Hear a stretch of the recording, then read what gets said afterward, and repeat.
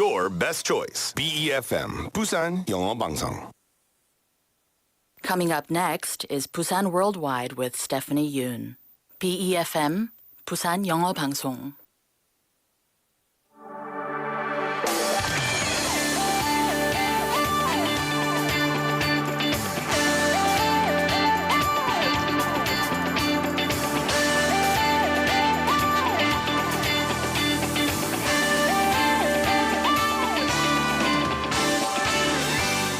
As we approach the 6-day-long Chuseok holiday, the tourism industry in Busan is buzzing with excitement. 이 해외여행도 특수를 맞았지만 부산에 주목하는 사람들도 많기 때문인데요.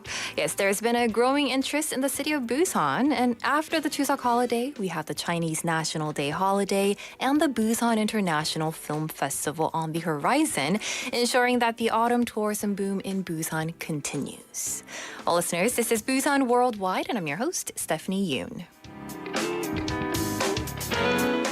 Good morning, listeners. Welcome to Busan Worldwide on this Friday morning. It is September 22nd. Thank you so much for tuning in to BEFM 부산영어방송. 네, 이번 추석 연휴는 부산 관광업계들이 활짝 웃을 수 있을 것 같습니다.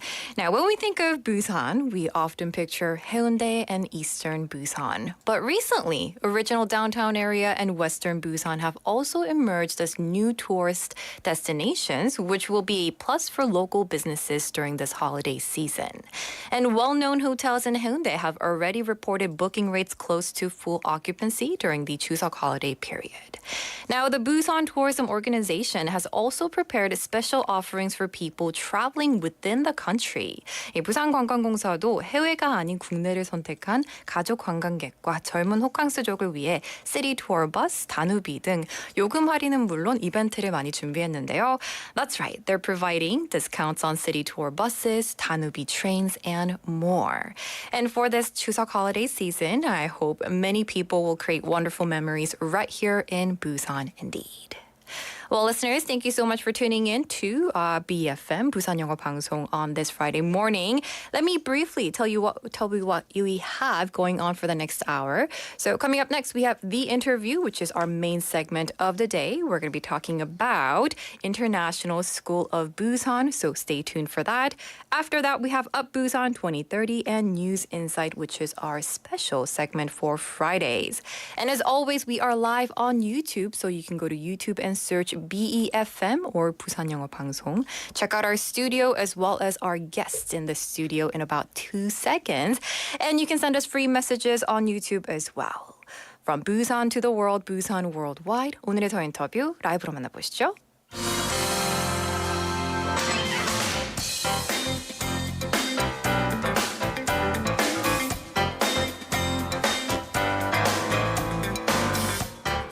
It's time for The Interview.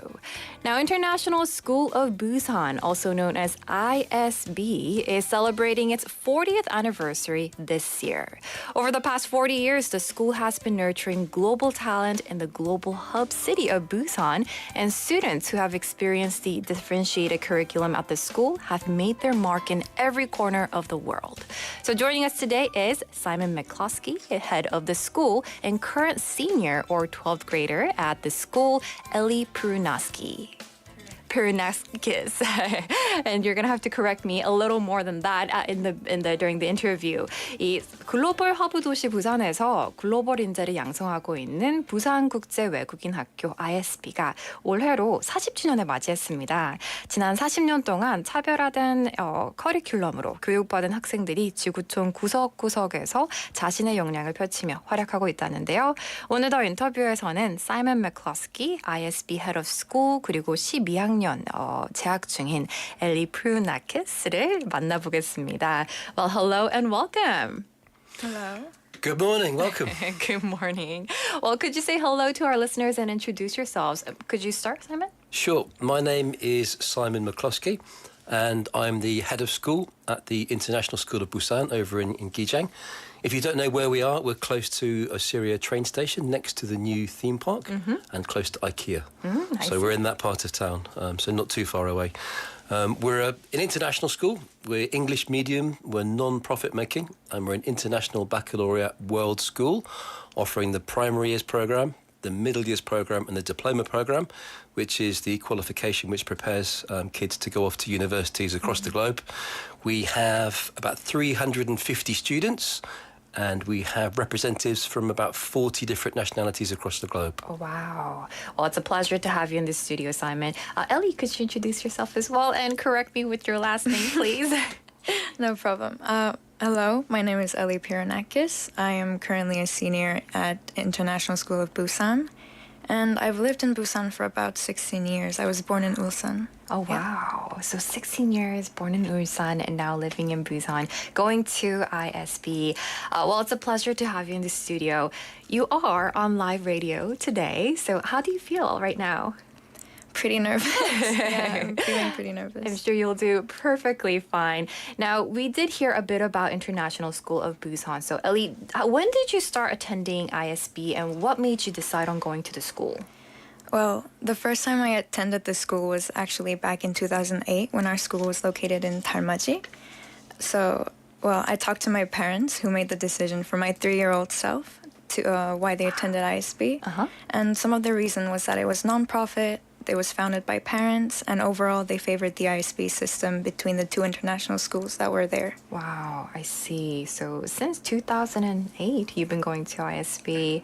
And as we mentioned, ISB is a representative international school, not only here in Busan, but throughout Korea. So, Simon, what do you think sets ISB apart from other schools? There are a number of things, but I really think that the diversity is really important. We've got students from all over the globe, and that international community is really quite special. There's never a clique within the school, so we have families coming and going. So I think families are made to feel very, very welcome when they arrive in the school. We have a transient population, so we're very talented at making sure that we can incorporate international families when they arrive at the school.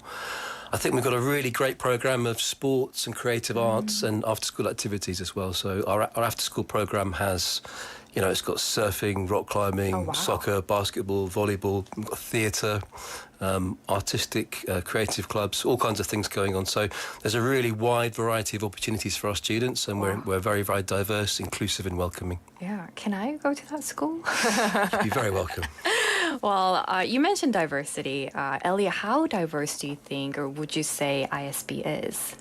Oh, well, as Mr. McCloskey stated earlier, it's really diverse. There's 40 different nationalities, and I feel really lucky to be able to meet students from all over the world. Right. And within the friend group or maybe in your classmates, are there a lot of people from different nations and whatnot? Can you tell us a bit about that? Yeah. Even if they're Korean, a lot of them have come from different international schools away from Korea. So I have some friends from Greece. Actually, a lot of our students are from Greece. Oh, wow. Yeah. I see. So there's a lot of people from Greece, as you mentioned, but even Koreans who have lived abroad, maybe different nations, and coming back to Korea. So a lot of diversity and differences as well, which is great to hear. Then I do want to ask, Ellie, what would you say is the best thing about your school?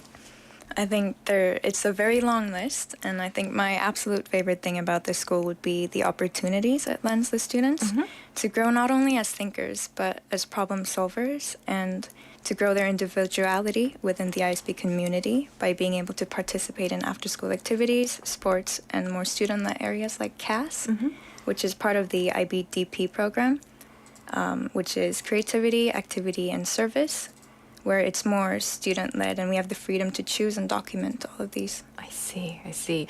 And Simon mentioned that there is a lot of art programs and activities, surfing, rock climbing. Ellie, do you have any favorite subjects or programs at your school? I think easily biology would be my favorite subject because, well, I'm very curious and we get to learn about how the world works around us. And I think my passion for biology only continued to grow in the school due to the opportunities to carry out experiments, the engaging inquiry-based teaching, and also the wonderful biology teachers and staff in our school. I see. Did you mention inquiry-based teaching? Inquiry-based. Oh, inquiry-based teaching. Okay, I see. And how is it for you to be able to share and socialize with students from all over the world at your school?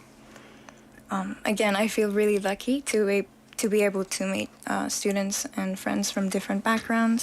I get to see the world in a new perspective. And I think it's just wonderful to keep in touch with also students who've previously been in our school. I think that's another favorite thing that I have is I recently talked to one of my old friends who used to go to ISB. And even she said that the only school out of the few that she's been to that she's kept in contact was ISB. Oh, wow. And we have a group chat of old students. Right. And that's so special because, like Simon said, a lot of these students are moving around and finding that community and friend group is different and very difficult sometimes, but you're finding that here in ISB. Now, I do want to ask Simon, ISB is celebrating its 40th anniversary this year, so congrats. Let's look back a bit, right? What have graduating students of ISB gone to do or be? Yes, it's our birthday. 40 years, 40 years old this year. Our students have gone on to do all kinds of things all over the world. So we've got students who go on to do medicine, they go into engineering, they go into the creative arts. Many of our students go on to universities in North America, many in Europe, particularly the UK. And more recently, more students have been choosing universities in Asia. But, really the list is endless. My own son graduated this year, actually. He's doing theatre and drama at UEA in the UK. But we really have students who go on to do lots of amazing things all over the place. That's great to hear. And I'm sure there are a lot of listeners tuning in right now that are maybe curious about ISB's application process. So could you tell us a bit about that? Yeah, sure. So we're classed by the Korean government as a foreign school, so there are some restrictions on who's able to attend the school. Okay. So basically, anybody who's an international student who has a foreign passport can come to the school. They're welcome to apply. And if you're a Korean national who's lived overseas for more than 3 years, then you're also eligible to apply. So many of our families are Koreans who've lived overseas, working in various other places. They've had their kids at international schools, and when they come back, they want to continue with the international system. Oh, I see. And you mentioned that you started, or this ISB started with, 10, 12 students? Yeah, we had 12 students and 2 teachers initially in 1983, and it's kind of grown gradually since then. Okay, and now you have about 350, you That's mentioned. right, and a much bigger campus, yeah. Right. So then what do you think drove that growth from 12 to 350 within 40 years? I think particularly the most significant growth has been in the last 10, 15 years, and that's really due to the fact that the Busan metropolitan city decided to ensure that there was... we're able to facilitate investment of foreign companies coming to Busan. So the school was built by the BMC in order to cater for those new families coming into the city. So the school is there and it's ready to accept international families when they join the city. So if we do get Expo 2030, we've got plenty of space for new international families if we have them. That's great to hear. I do want to also ask, what kind of students would fit best with the curriculum at ISB? I think I always say to prospective parents that we don't want students who will just sit and be passive learners. We encourage students to ask questions. We want them to be naturally curious. We want them to be inquirers. Our classrooms are lively places. When you walk into a classroom, you see that students are purposefully engaged. You see the students and teachers interacting. You see kids asking questions. They're not just, receiving knowledge. They're there to ask questions and try to become lifelong learners and learn for themselves. Absolutely. I love... First thing I heard when I went to America was they said, no question is stupid question, right? And that actually changed my thoughts. Thinking about, I guess sometimes it's difficult to ask questions, especially in different cultures and whatnot. So I love that kids are asking questions, students are asking questions, because that's when you start thinking about what you're curious about. And like Ellie said, she's curious about biology, right? So then, Simon, you've worked at various international schools around the world. I see Tanzania, Malawi, Thailand, Sudan, and India. So what were some of the characteristics, maybe differences of some of these schools from your experiences? I think there's usually similarities in all of those international schools that I've been to. They've all been very diverse. And I generally tend to choose to work in schools which offer the International Baccalaureate. It's a curriculum which is really aligned with my own educational philosophy, which encourages kids to be global citizens, to think for themselves, to become lifelong learners, to be compassionate, caring people, to make the world a better, more peaceful place. So there's a common strand amongst many international schools, and that's their mission, that's their aim. And ISB is no different to those schools. Okay, and that is the IB program. That's right? correct, yeah. Can you tell us a little bit more about that? Yeah, so the IB program was set up, originally founded, I think, in Switzerland back in the 60s. As there were more and more diplomatic families moving around, they wanted to set up an international curriculum that was accessible for people who were moving from country to country. And it's an organisation which has grown over the years, and it now offers education from age 3 up to age 18. The philosophy of the IB really is to develop lifelong learners. The style of education is transdisciplinary in nature, so we look at things not through just discrete subject areas, but we understand that children make meaning through looking at things with many different subject areas. So, for example, if you're looking at rivers, studying a river, for example, you're looking at biology, you're looking at mathematics, you're looking at the environment. You could be using the English language to describe it. You're using many different subjects in order to learn about one thing. So to put things into discrete subject areas, I think that's sometimes what we used to do traditionally, and the IB tries to bring those things together so we teach them in a transdisciplinary way. That's good to know, because I only knew that for IB, students had to write thesis at the end of their 12th grade year, I believe, or 11th. Yes, so the diploma program is quite a challenging program academically. It's really good preparation for university. Absolutely. Because the students are required to write something called the extended essay, which is very similar to the kind of work you'd be doing at university level. So I know that many universities do prefer IB diploma students because they really have that depth of knowledge. They know what rigorous study is like. They can produce extended essay work of their own. And they're really critical thinkers by the time they get to university. Right. So then, Elli, did you write your extended essay? Yeah, we just finished our draft. Oh, wow. Well, congrats. Finally, you're done. And listeners, if you're just tuning in to Busan Worldwide, we're in the middle of the interview, speaking of International School of Busan, celebrating its 40th anniversary this year. And this interview is with Mr. Simon McCloskey, head of the school, and also Elli here, current senior at the school as well. Now, Simon, what would you say is the most important lesson that you hope students will take in from ISB? I think probably what I would go back to is our mission and our vision. And in our mission and vision statement, we talk about ensuring that students are digitally literate, lifelong learners who are prepared to contribute creatively and responsibly to a sustainable future. So you can see some keywords in there. Digital literacy, in that we know now that all of the information, or much of the information we get, is through online systems. Right. We want our students to know when it's appropriate to use technology and when it's not, because human connection is really important, and kids need to know when to put away those devices. They also need to be able to access information online, critically. They need to be creators of content, not just consumers. So digital literacy is a key part of what we do. Creativity is really important. We believe in having a holistic curriculum, not just focusing on traditional subject areas, but bringing into that, art and drama and music, the subjects that make us alive and make us human. And also to have an understanding that we need to ensure that we look after our planet, so that we must ensure that everything we do is contributing towards a sustainable future. So digital literacy, the creative arts, wellness, sport, fitness and sustainability, they're really things that are important at our school. I see. I don't mean to always bring it back to World Expo, but it seems like the theme really matches with the 2030 World Expo here in Busan. So hopefully it'll really benefit when we do win the bid for the 2030 World Expo. And I feel like with the students here, we'll be ready, right? Then, Elli, is there any part about your school that maybe you like to change or improve? This could be a difficult question. I'm listening. And I know that the school is always open to change, and they're really positive.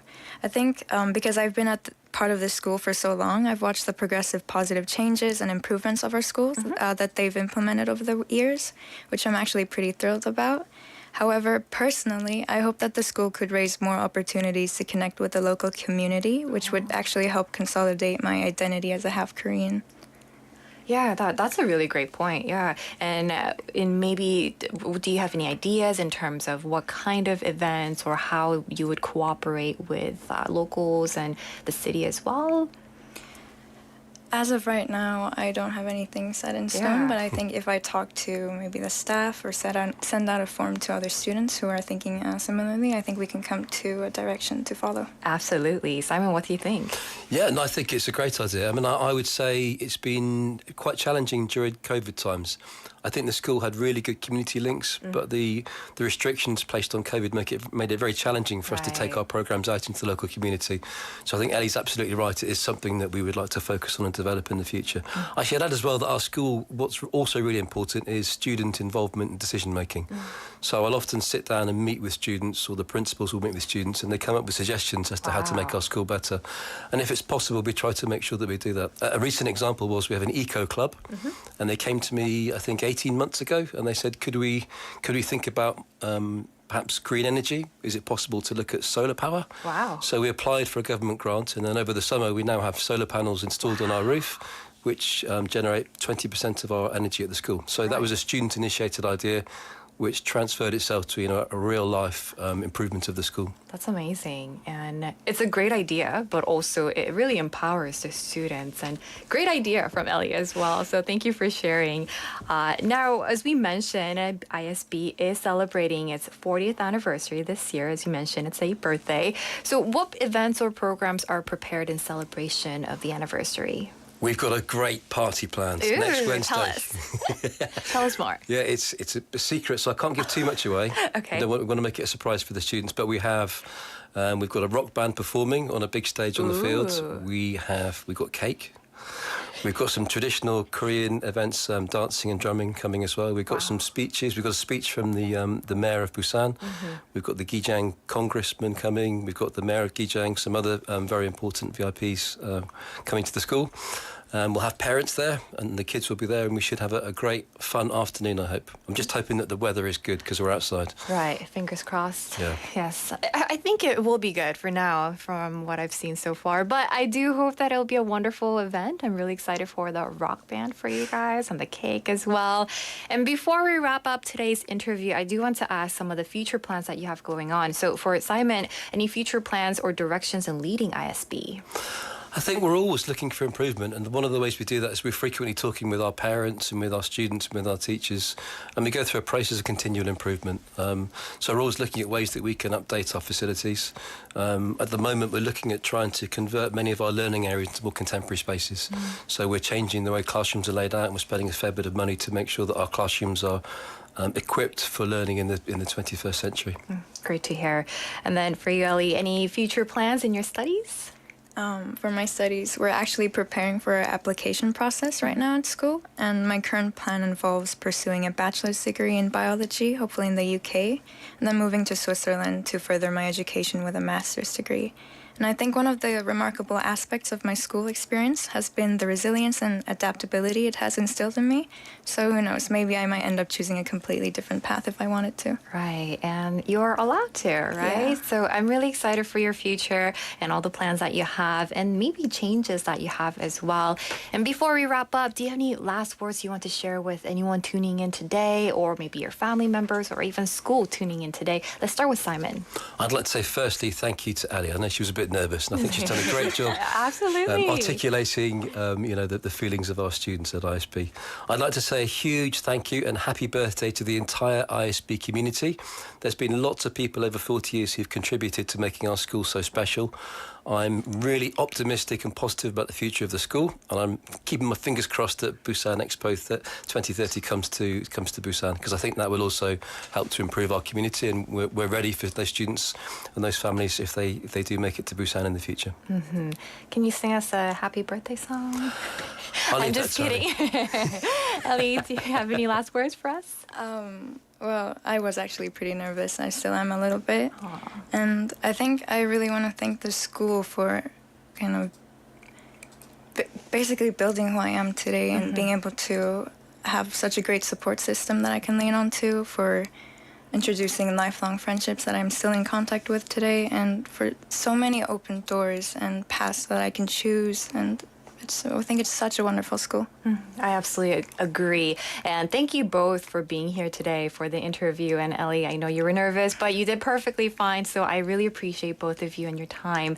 And that's gonna do it for today's The Interview with Simon McCloskey, the head of school and also current senior 12th grader at the school, Elli, as well. And we were talking about International School of Busan. So we're gonna have to say goodbye now. Bye-bye. Thank you so much. Bye, Stephanie. Thanks for having us. Thank you so much for having us. All right. And that's going to do it. The time is now 11:29. Let's take a quick song break. This is Coldplay and BTS with My Universe.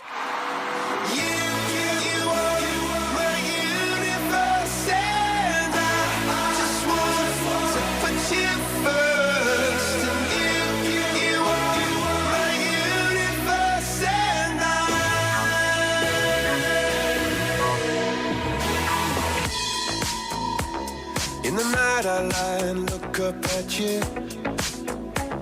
When the morning comes I watch you rise. There's a paradise they couldn't capture. That bright infinity inside your eyes. 매일 밤 내게 날아가 꿈이란 것도 잊은 채 난 웃으며 너를 만나. Never ending forever baby. You are my universe. First, you are my universe, and you make my whole life inside. 어둠이 내겐 더 변했었지. 길어진 그림자 속에서. And the fact that we can't be together because we come from different sides. You are my universe and I just want to put you first. You are my universe and you make my whole life inside. My universe. My universe, my universe.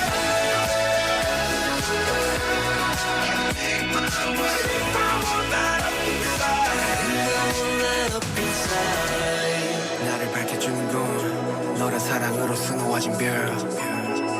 내 우주와 넌 다른 세상을 만들어주는 걸. 너는 내 별이자 나의 호주니까. 지금의 시련도 결국엔 잠시니까. 너는 언제까지나 지금처럼 밝게만 빛나줘. 우리는 너를 따라 이긴 밤을 수놓고 너와 함께 날아가. When I'm without you I'm crazy. 자 어서 내 손을 잡아. We are made of each other baby. You are my universe and I just want to put you first.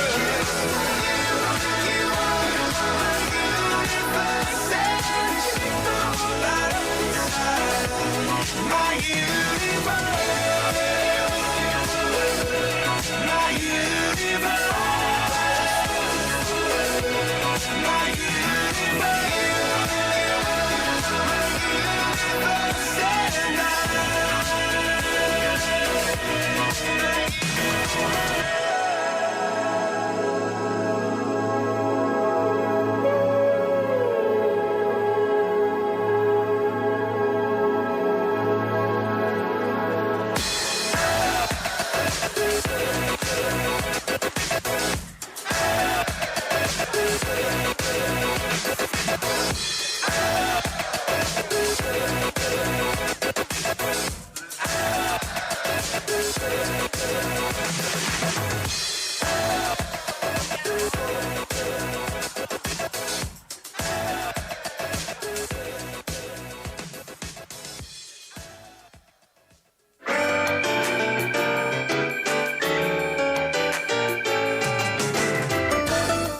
Welcome back to Busan Worldwide. I'm your host, Stephanie Yoon. The time is now 11:33, which means it's time for Up Busan 2030. This is a daily segment, a campaign segment in Busan Worldwide to learn more about World Expo until November, which is when the host city for the 2030 World Expo will be decided on. So let's dive right into it. At the UN General Assembly in New York, President Yoon Suk-yeol stated that the 2030 Busan World Expo will serve as a platform for global citizens to expand freedom while overcoming global challenges together. 윤석열 대통령은 현지 시간으로 20일 2030 부산 세계 박람회는 세계 시민이 공동의 위기를 극복하면서 자유를 확장하는 연대의 플랫폼이 될 것이라고 밝혔습니다. President Yoon emphasized the importance of Busan's bid for the World Expo during his address at the UN General Assembly in New York on the 20th, highlighting the numerous advantages that Busan offers as a potential host city. President Yoon pledged that the Busan World Expo would become a space where countries can share their future visions, and it will be a festive celebration of global unity. Now, upon his arrival in New York, President Yoon held bilateral meetings with leaders from 17 countries over the course of 2 days, urging their support for Busan's Expo World Expo bid. And President Yoon is expected to continue meeting with leaders from more than 40 countries until he departs from New York on the 22nd. Okay, that was the update from the Busan World Expo Daily campaign here on Busan Worldwide. Now let's move on to the Daily Expo quiz. Now, 170 years of Expo history have brought us remarkable architectural wonders, with one standing out above the rest, the iconic Eiffel Tower in Paris. Designed and constructed for the 1889 Paris Exposition, the Eiffel Tower remains the pinnacle of artistic achievement and is recognized as one of the world's top tourist destinations. So, here's a question for today. 엑스포 관련 문제 드리겠습니다. Who was the genius behind towering masterpiece? 이 파리 박람회가 낳은 최고의 걸작품이자 지금까지 세계 최고의 관광지로 꼽히는 에펠탑을 설계하고 제작한 사람은 누구일까요?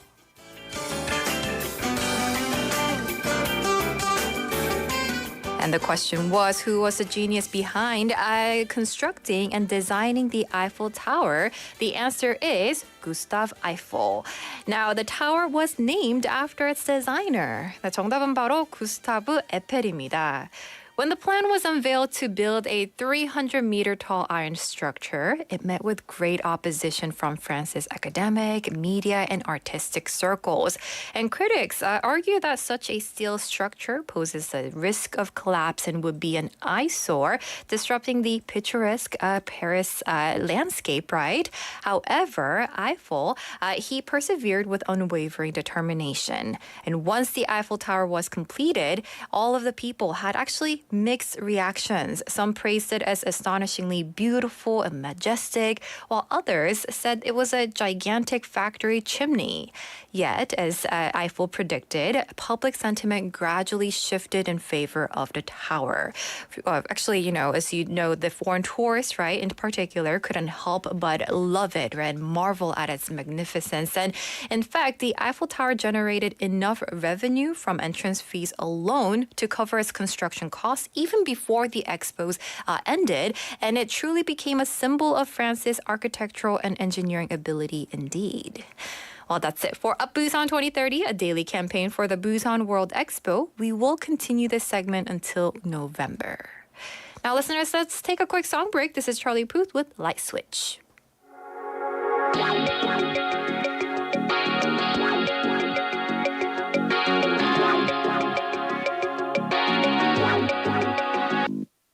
Yeah.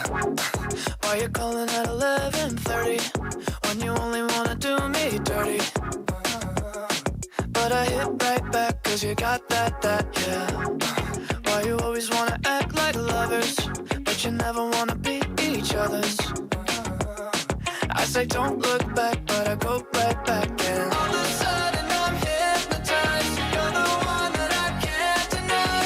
Every time that I say I'm gonna walk away, you turn me on like a light switch when you're moving your body around and around. Now I don't wanna fight this. You know how to just make me want you. Turn me on like a light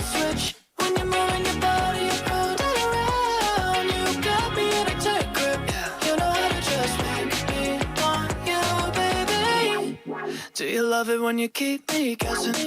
When you leave and then you leave me stressing. But I can't stay mad when you walk like that, no. Why you always wanna act like lovers, but you never wanna be each other's. I said don't look back, but I go right back. And all of a sudden I'm hypnotized. You're the one that I can't deny. Every time that I say I'm gonna walk away, you turn me on like a light switch. When you're moving your body around and around. Now I don't wanna fight this. You know how to just make me want you. Turn me on like a light switch. When you're moving your body around and around. You got me in a tight grip. You know how to just make me want you, baby. Come on, come on, come on, come on, come on and show me how you do. You want, you want, you want, you want, you want to keep me wanting you. Never wanting you, girl. Come on, come on, come on, come on, come on and show me how you do. You want, you want, you want, you want, you want to keep me wanting you. Turn me on like a light switch. When you're moving your body around and around. Now I don't wanna fight this. You know how to just make me want to.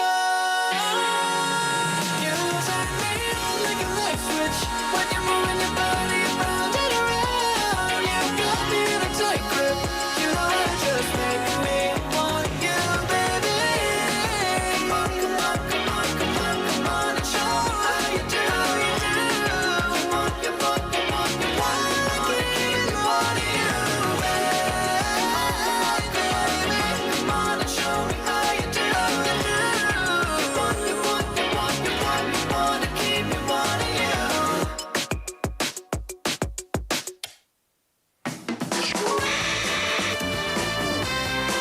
Beyond the borders of Busan, bringing the world back to you. Busan Worldwide with Stephanie Yoon.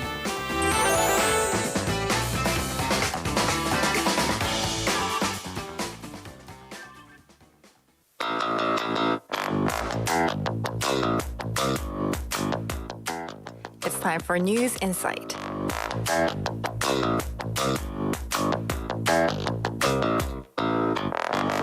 It's time for 변은샘 기자의 News Insight, and we have our reporter in the studio from 부산일보, Miss 변은샘. 안녕하세요. 안녕하세요. 네, 기자님. 유튜브에 저희 딱 맞춰가지고 앉아주셔서 감사합니다. 기자님 잘 지내셨나요? 네, 잘 지냈습니다. 네.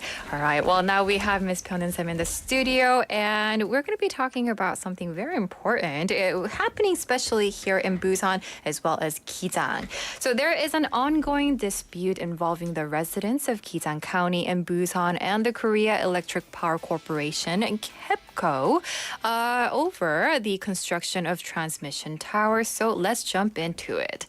네, 부산 기장군 주민들과 한국전력공사 사이 송전탑을 둘러싼 갈등이 심화되고 있다고 하는데요. 오늘은 이 내용 알아보겠습니다. 네, 기장군 일광읍 일대 주민들이 한국전력의 송전탑 설치를 두고 반발에 나섰습니다. 지난 19일에는 기장군 일광읍의 현안대책위원회가 집회를 열었는데요. 그 송전탑 건설 백지화를 요구하기도 했죠. 네, so residents in the Ilgwangup area of Gijang County have voiced their strong opposition to the installation of transmission towers by KEPCO.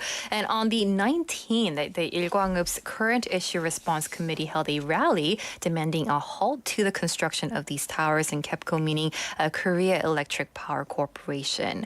Now, I understand there are already transmission towers in Gijang County. So are these new towers part of a different project? 이미 기장군에는 송전탑이 있는 걸로 알고 있는데요. 이번 설치 계획에 포함된 송전탑은 다른 내용인가요? 네, 맞습니다. 기장군에는 이미 293개의 송전탑이 세워져 있는데요. 지금 설치하려는 송전탑은 별개의 사안입니다.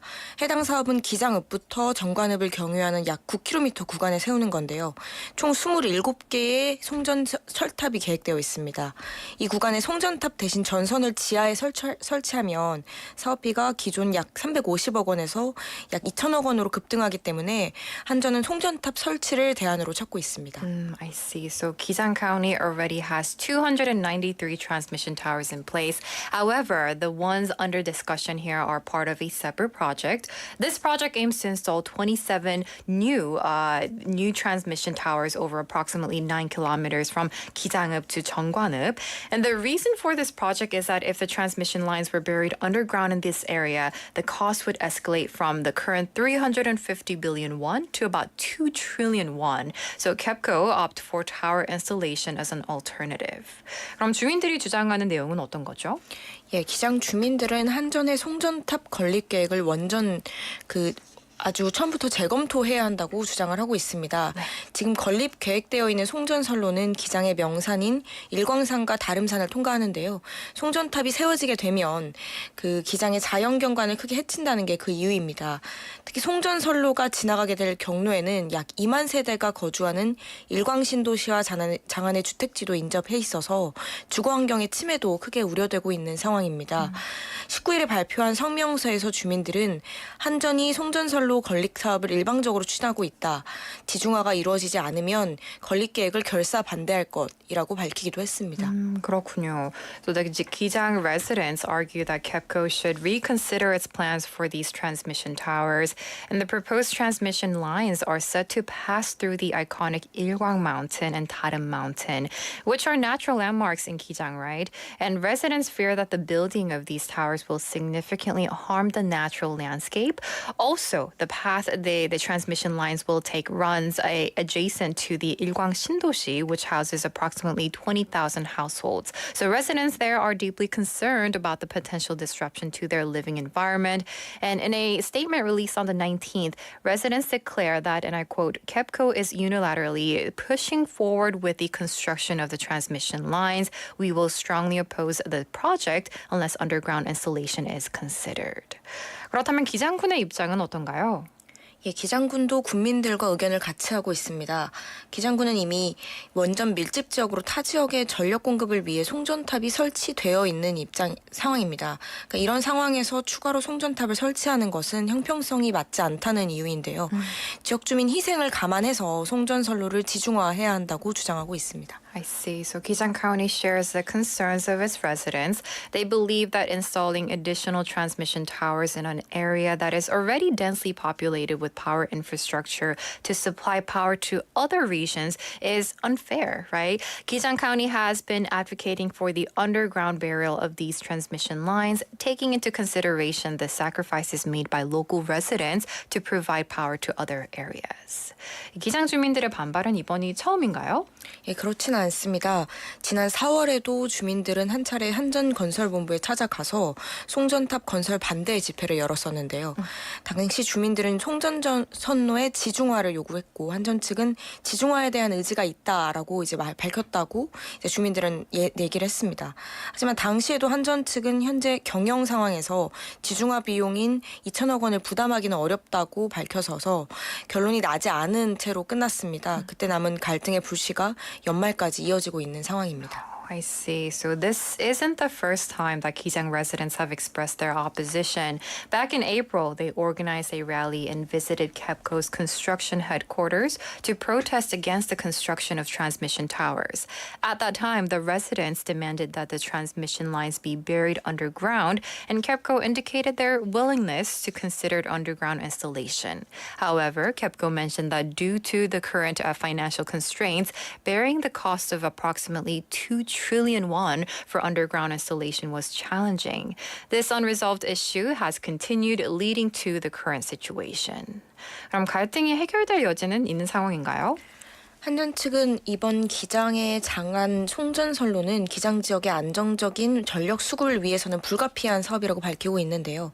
최대한 주민들과 협의를 거쳐 사업을 추진해 나가겠다고 밝혔기 때문에 일단 주민들도 앞으로의 상황을 지켜보겠다는 입장입니다. 그렇군요. So KEPCO has stated that the construction of the Gijang Jangan transmission line is essential for stable power supply in the Gijang area, and they have committed to engaging in discussions with residents and proceeding with the project in a way that accommodates their concerns. So for now, the residents are opting and adopting a wait and see approach. 이렇게 송전탑을 둘러싼 갈등은 처음 있었던 게 아니죠? 네, 이번 송전탑 논란에 유독 이목이 쏠리는 이유도 과거 송전탑을 둘러싸고 사회적으로 첨예한 갈등을 몇 차례 경험했기 때문인데요. 대표적으로 논란이 많았던 밀양 송전탑을 기억하실 겁니다. 2008년 착공 이후에 주민 반발 속에 한전의 강행으로 밀양에 송전탑이 들어섰는데요. 이 갈등으로 마을 주민 2명이 스스로 목숨을 끊는 등 긴 사회적 갈등을 거쳐야만 했던 사건입니다. 네. 주민들은 송전탑이 들어서면 전자파가 건강에 미칠 악영향과 재산 피해 등을 크게 우려했었습니다. 이후 공사를 강행하면서 결국 송전탑은 완공이 됐지만 이런 갈등을 겪었던 만큼 기장에서 송전탑 건설을 둘러싼 주민 갈등도 주민 의견을 최대한 반영해서 상호 소통하에 해결해 가야 한다는 분석입니다. 그렇군요. So the controversy in Gijang is partly because similar disputes have been reoccurring in the past. One memorable case is the Miryang transmission tower controversy. After construction began in 2008, strong opposition from residents led to KEPCO's forceful installation of transmission tower, and this conflict resulted in tragic events, including 2 residents taking their own lives in protest. And concerns were raised about the potential health impact of electromagnetic fields and property damage. And although the towers were eventually completed, this history of conflict underscores the importance of addressing the concerns of local residents through dialogue and compromise as well. 이 송전탑뿐만 아니라 원전까지 지역에 몰려있는 상황에서 전력의 생산과 소비 불균형은 항상 문제로 지목되어 왔던 것 같아요. 네, 맞습니다. 네. 네. Right, so we're talking about 네, 그런데요. So we're going to be talking about how in general there's kind of a dispute and of course differences in terms of when it comes to supply and demand of it as well. 네, 그 송전탑 갈등은 수도권이 지방의 전력을 의존하는 구조에서 비롯된다고도 할 수 있습니다. 원전과 송전탑은 위험시설이자 기피시설이었지만 전기를 생산하기 때문에 꼭 필요한 필수시설이기도 한데요. 주로 이런 시설들은 현재 지역에 설치가 되어 있죠. 지역의 희생을 바탕으로 전기가 생산된다고도 볼 수 있는데요. 이 때문에 지역에 따라 전기요금을 다르게 적용해야 한다는 차등요금제도 거론이 되기도 했습니다. 이번 갈등도 지역 불균형의 연장선상에 있다고 할 수도 있겠죠. I see. So now talking about these differences in supply and demand, she shared that this conflict highlights a structural issue where the metropolitan region heavily relies on power generation facilities located in other regions.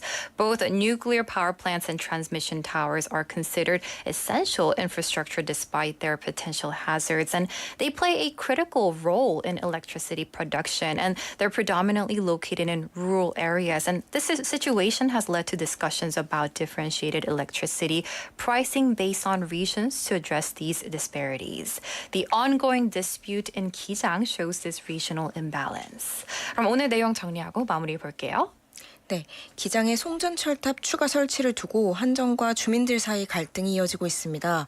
기장군에는 이미 293개의 송전탑이 설치가 되어 있는데 한전은 전력 공급을 이유로 27기를 추가 설치해야 한다는 입장입니다. 문제는 선로가 통과하는 구간에 다름산, 일광산이 포함돼 있어서 자연경관이 훼손되고 주거지와 인접해서 경제적 피해도 생긴다는 점인데요. 주민들은 선로를 지하에 설치하는 대안을 주장하고 있습니다. 그러니까 이 갈등의 근본적인 원인은 수도권이 지방의 전력을 의존하는 불균형 구조에서 나온다고 볼 수도 있겠는데요. 최소한의 형평성을 위해서라도 송전선로 지중화를 적극적으로 검토해야 지역 주민들의 피해를 최소화할 수 있을 것 같습니다. 네, 맞습니다. So the conflict between Korea Electric Power Corporation and the residents of Gijang continues to revolve around the installation of additional transmission towers. Gijang County already hosts 293 transmission towers, but but KEPCO maintains its position that an additional 27 towers are necessary to meet the growing demand for electricity supply. The root of the problem lies in the fact that the proposed transmission line would pass through areas containing iconic natural landmarks and also close to residential areas. So she shared that it appears that it's crucial to explore the possibility of burying the transmission lines underground, minimizing the impact on local residents. Now, before we let you go, I do want to check out some of the messages coming in. 125의 충전소님은 참 어려운 문제네요 라고 보내주셨어요. 전기 사용량은 늘어가는데 동시에 위험한 시설이라 갈등이 잘 해결되길 바랍니다 라고 보내주셨는데요. I absolutely agree. This is a controversial issue because it's a difficult problem related to, of course, the health and issues when it comes to local residents as well as financial issues. So definitely we'll have to keep an eye on this topic. And that's going to do it for today's News Insight, talking about KEPCO as well as Gijang County revolving the construction of transmission towers. 네, 기자님, 오늘 소식은 여기까지 듣겠습니다. 감사합니다. 감사합니다. All right. And listeners, that's going to do it for all the things that we have prepared for you today. And tomorrow, we do have a special show prepared for you. We're going to be talking about the Junggu district that participated in English speech contest under the theme of My Dream, My Future. And we're going to be having all of the speeches from the elementary students from Junggu for you tomorrow at 11 a.m. So tune in for that, and you'll get to find out who won and what are some of the great speeches that we heard. Such amazing speeches we heard last week. So tune in for that tomorrow. And we're going to have to wrap up for today. This program was produced by Tina Park, written by Bang Mira. I've been your host, Stephanie Yoon.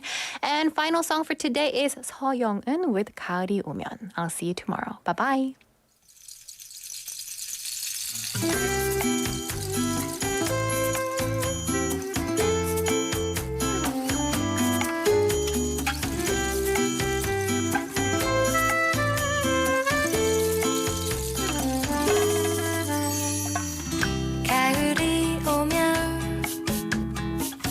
눈부신 아침 햇살에 비친 그대의 미소가 아름다워요.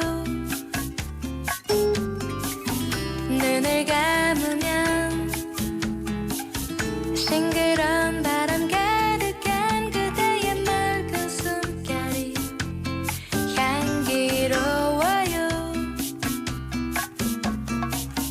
길을 걸으면